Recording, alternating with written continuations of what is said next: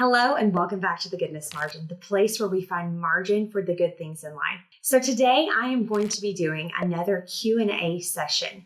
I am talking about scheduling. I'm answering the questions that you have asked me on social media regarding how that I schedule my time. Question number 1, how do you use block scheduling?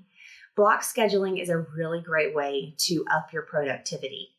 I typically work Monday through Thursday. My daughter is in preschool. She goes 4 days a week and she goes only half days. Now I work all day long and I am going to be doing things on Friday and Saturday as well. But I take that time that she's in school to really focus on the things that take focused thought. And maybe I need some quiet time. I need to make phone calls or something like that. With block scheduling, I can say, okay, on Mondays, I am working on these things.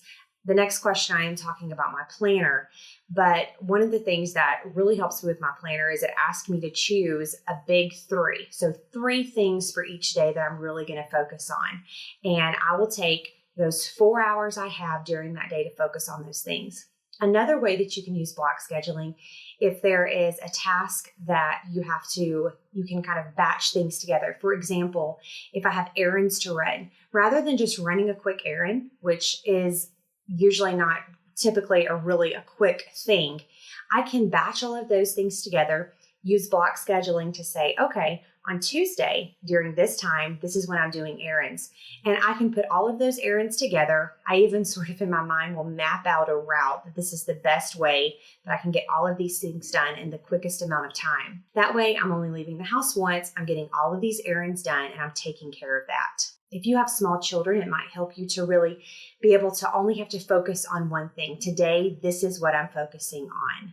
So you can use block scheduling for 1 hour, for 2 hours, for whatever extended period of time, or you can batch it into days. So on Monday, this is my focus. On Tuesday, this is my focus. This will really help you to be really productive and to be sure that you're getting the important things done rather than just being busy by checking some tasks off of your list. Question number 2 is a question I get pretty often. What kind of a planner do you use?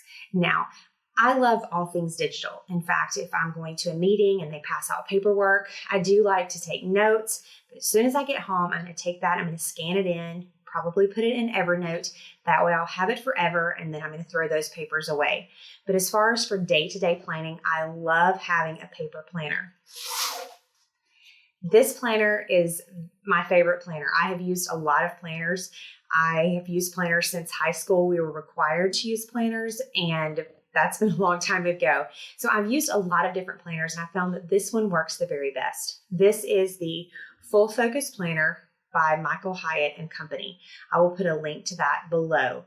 This planner really works with how my brain works, and anyone I have recommended it to that has started to truly utilize it has found that it's really worked well for them. It asks you to do a big 3 for each day, and then it has a space for other tasks.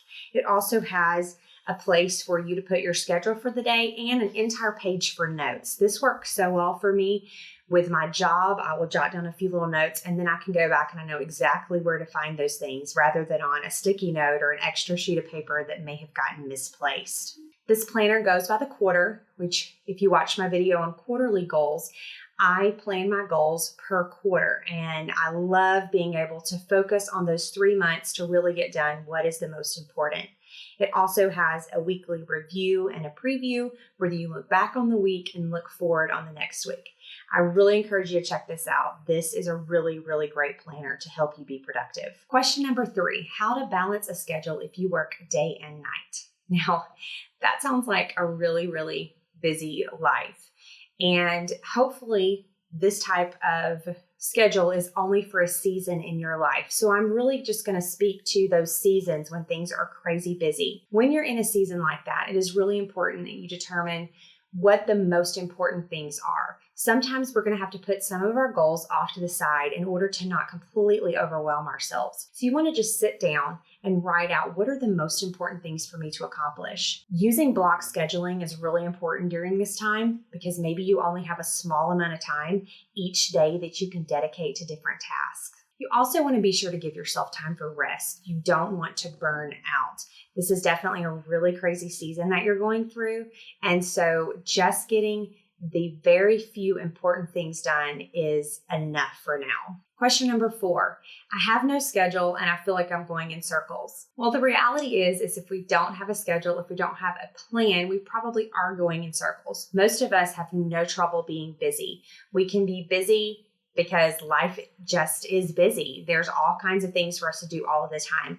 And that is what really had brought me into this journey to realize, okay, I'm super busy, but am I getting the most important things done? I will put a link below to a video and a blog post I did recently. I read the book Free to Focus by Michael Hyatt, and those takeaways I have in that book really focus on let's make a plan for our life. Let's make a plan for our day so that we are getting the important things done, so we're not going in circles, and that way we can focus on the important to free ourselves up for the time for the truly important things like our family and hobbies and other projects that we really want to accomplish. Question number 5, how do you get things done with little kids who are still very dependent on you? This is a great question, and it's a season, if you have children, that you have gone through at some point, or you might be right in the middle of it. And it kind of lends itself to the question where that they ask that they're working day and night. You're in a crazy season right now, and you have to realize that. Determine what the important things are right now. I remember that we were expecting my daughter, and it was during the first year of our church plant. And my son had just started an online school. And while that I am not technically his teacher, I'm called his learning coach. He was in 3rd grade, and it was very hands-on. And there were some other things that I thought I wanted to accomplish during that season, but my husband really helped me to think about it. I would be leading myself to burnout really quickly, knowing that we had a new baby that was coming. When you're in that season, those babies, those little toddlers, they need you. And that is the important work in that season. Now, when my daughter was really young, routines were my friend. They still are my friend, and I use them all the time.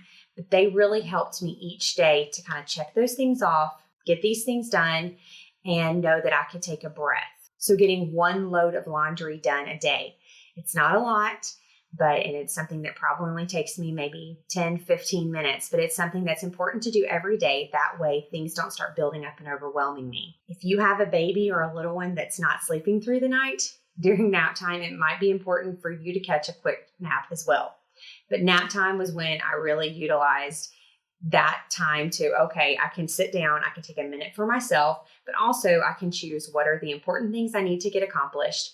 And also give yourself a break. If you don't get those things done, there's always tomorrow.